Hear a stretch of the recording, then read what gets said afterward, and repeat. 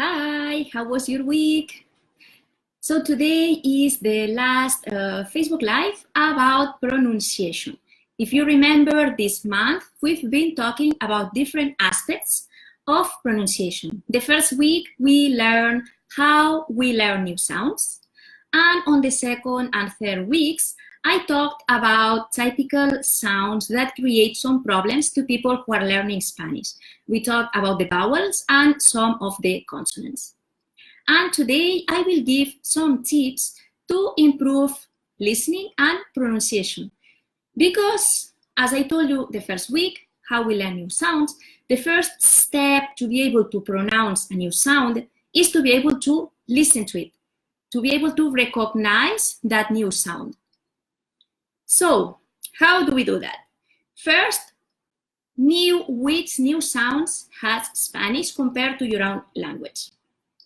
So for this, you can watch any video that shows the Spanish alphabet and the Spanish letters. You can watch my videos 2 and 3. There I talked about some of the sounds that create some problems, but depending on your native language, maybe there are some other new sounds. So just check somewhere which are the Spanish letters and how we pronounce them. And the first step is to identify, okay, this sound doesn't exist in my language, this sound doesn't exist in my language. So whenever you see a word with that letter, pay attention how that is pronounced and just think if you are able to recognize this as a new sound or it sounds very similar to yours. Like I told you, for example, that now I'm studying Russian, and Russian has like 3 different sounds that for me sound the same. They all sound like E, but it's actually 3 different letters. And if there's any Russian here in the audience, will tell me, Laya, but there are 3 different ones. It's not E, it's like E, E, and E, or whatever, right? But I'm still not able to recognize these sounds. But I know they exist. So I pay attention whenever I see in the learning apps, I see a word with these letters, I pay attention how they are pronounced, and I'm trying hard to feel the difference between these 3 different characters. I'm not there yet, but I know I will, because I've learned other languages in the past and I had the same experience. So nowadays, I'm still not able to tell the difference between these 3 letters, but I know that if I pay attention during time, I'll be able to recognize them. And that's going to be the first step for me to be able to pronounce them. So, okay, we have recognized which are the new sounds we need to learn. Step 2, listen to native recordings.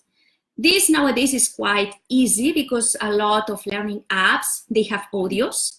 All courses have audios, even books, they come with audios nowadays.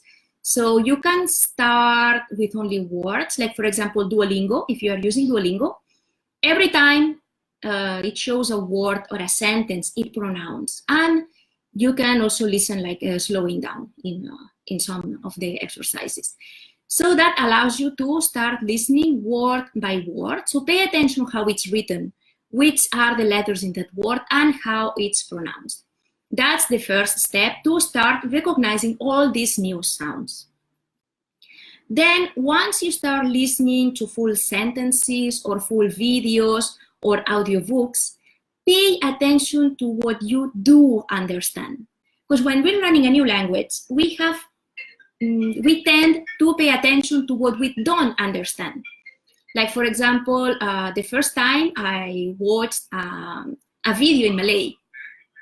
Of course, all words were new. So it was a 5-minute video and I only understood like 5 biji telur, which means 5 eggs, and hodo, which means ugly. The video was the little ugly duckling. So I only understood these 2 words. It's okay. I just paid attention to what I did understand. 1 week later, when I watched the video again, I could understand a few more words that I had learned later. And then when I watched the video again, I was like, oh, now I understand a few more words. So I could feel that I had a good progress. The first time I watched the video, I understood 2 words. Next time, I understood 3 or 4 words. Of course, I couldn't understand the full story. It's okay, it's not a problem. At the beginning, what is the most important is that we get used to the language. So even if we don't understand most of it, even if we don't understand like 95%, it's okay. The objective is, one, to get used to the language, and two, to learn to identify the words that we do understand. Okay? And then so there are apps for that have audiobooks, and you can choose the speed. So if you're starting, you can like slow down the audio, so it makes it easier for you to understand.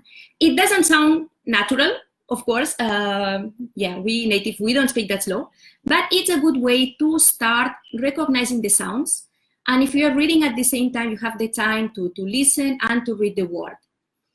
Also, YouTube allows you to watch videos in a slower speed. You have to go to settings, and any video you can choose in the settings to watch. I think you can choose like 75% and 50%. So 75% is a bit slower. 50% is really slow. It doesn't sound natural at all, but maybe at the beginning it's easier for you to understand a video in Spanish. So I suggest you start with only words, like for example in Duolingo or any other app that you use to learn vocabulary that have audios. Start with the words. Then you can move to either like videos for beginners or audiobooks for beginners, something especially where you can listen and read at the same time, and you can choose the speed. All this is really good to get used to the sounds. And once you're able to identify the sounds, then you can try to pronounce them. And that is the third step. And that's the third step consists in recording yourself. Might sound a bit scary, but it's okay, no problem. It's only for yourself, nobody will hear. So for example, I have an app to learn Russian, which is called 50 Steps in Russian, I think. And one of the exercises it gives me is that it tells me a word. So I hear how a woman pronounce that word in Russian, a man pronounce that word in Russian, and then I can record myself pronouncing that single word. And then the app will show me the recording of the two natives and mine. So I hear the three of them, one next to each other, and I can already hear if I'm pronouncing as them or not. And you can repeat as many times as you want. You don't need any specific app to do that. Actually, you can just use any recording app you have in your phone.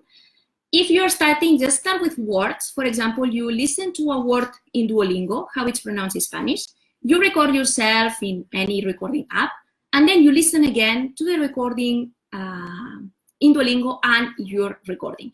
And you compare, do they sound the same or not? If done, try again.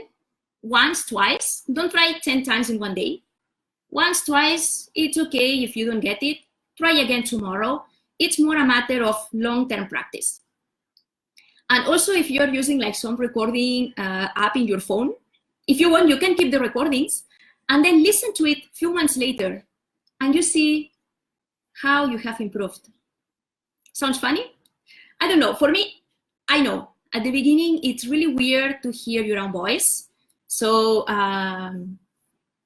even when I do these Facebook Lives and I see them later, it always sounds weird when I hear my voice. So it's the same thing, especially if you're talking in a language you're learning. It might be a bit difficult, but just try to do it by yourself. Think that nobody else will hear. You can delete it right after you do it. So you just record, listen to the original, listen to yours, and then you can delete it, and it's fine. So nobody will hear. It's only for yourself, and you will see how you are improving your pronunciation and how slowly you're getting closer to the native's pronunciation. And that's everything for today. We will continue next week with more tips, more resources, more learning. So I wish you a very good weekend and see you next week. Bye.